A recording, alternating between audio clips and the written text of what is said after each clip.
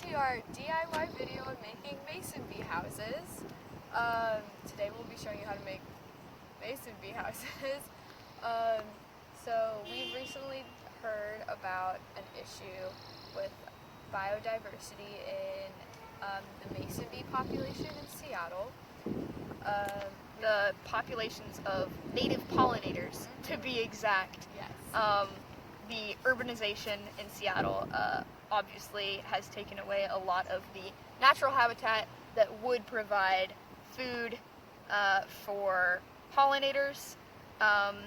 So our initiative is to try to bring back that biodiversity by promoting native plant gardens and also homes for mason bees. Yay! A few projects have inspired us to make this, like the UW has made mason bee houses and put them up in the Arboretum in Seattle, and there's a woman who's also providing mason bees for rent so you can pollinate your gardens and conserve the bee populations without them getting injured or destroyed by other things in Seattle. Another problem you might have heard of is colony collapse disorder, is a problem among honeybees, and fun fact, honeybees are responsible for about 1 in 5 of the bites of food you take. So if there are alternative pollinators that can also sort of carry the plant and agriculture, plant populations and agriculture in our area, in our region, then that's better for humans and also better for the environment as a whole. Yeah. A lot of mason bees are a lot more efficient pollinators than honeybees and bumblebees, and I believe it's like 2 or 3 mason bees can pollinate a tree, like an apple tree, like 60 times faster than a bumblebee or a honeybee can. So a lot of mason bees are responsible for the pollination of our orchards. Orchard mason bees. Hey!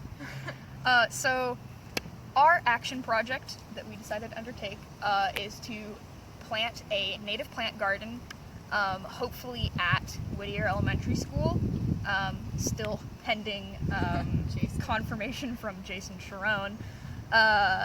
But also so planting a native garden is going to provide food and a reason for pollinators to come to the garden. One plant that we were thinking of planting is the red flowering currant, which is native, and hummingbirds also love it. Hummingbirds are another important pollinator. Another thing that we're looking out for is a chemical called neonicotinoids. It's called neonicotinoids. We're trying our best here, but it is a chemical that a lot of plant nurseries spray onto their propagating seeds to help the seeds grow faster, but it actually kills bees, and so we are not going to be using any plants that have that chemical on the plant to encourage healthy bees. An extra component of our action project is that we'll try to involve the Whittier community. That will be probably students, elementary school students, and hopefully parents in planting this garden. And there we can teach them about pesticides and chemicals like the ones named before that do damage pollinator populations. And by doing that, we're hoping that we can make our community better for pollinators and conserve biodiversity there. So this project you see in front of us, these are our mason bee houses. Mason bees are called mason bees because they use mud and bark and little bits and cement themselves into little holes. Naturally, they would use the holes from stems or holes in trees or other naturally occurring holes, and they put their larvae in, and then they cement them in and wait for them to develop, and then they hatch, and then they're bees. So by making these easy do-it-yourself bee houses, this is just a couple pieces of wood with holes in it, and the bees are going to crawl in here, lay their eggs, have their larvae, and hopefully it will help to conserve mason bee populations in our native garden, which is where we're going to be placing these, and also help to attract them to the community. Yeah. Yay.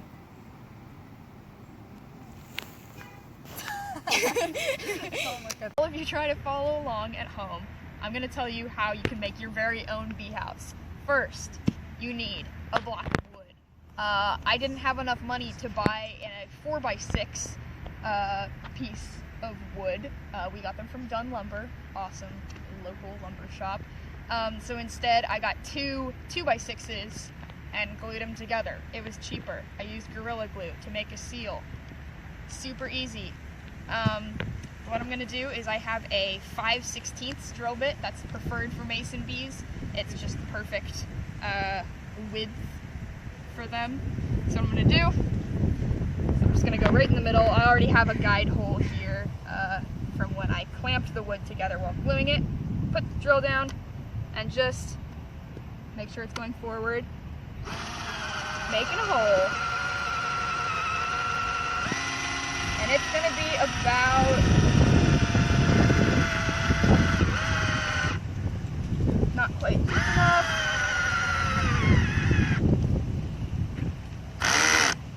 Nice. God damn it. Another one stuck. Yeah. So the gist of this is that it's probably going to be about as long as my pinky finger, which is like 1.5 inches. I use my pinky finger. You're going to want to go about 3/4 through. I guess that. Hold on, I'm thinking. It's a break. If these are is that 2 inches? It's probably about 3/4 of the way through the whole thing. Yeah. That's good enough. 3/4 of the way through your block of wood, which would be about 3 inches. But my pinky's not 3 inches long. As an example, here's one we made earlier today. Yeah. It's not quite finished, but as you can see, you space the holes or else things will get a little cramped. They are solitary bees, so you don't want them getting too close to each other or they can get angry. Anyways, thanks for watching. I hope you guys make your own at home and promote biodiversity in mason bees. They're very important to plants, animals, and us. Thanks for watching. Join us next time as we put these on by smashing nails through them with a rock. I don't have a rock right now, but we will next time.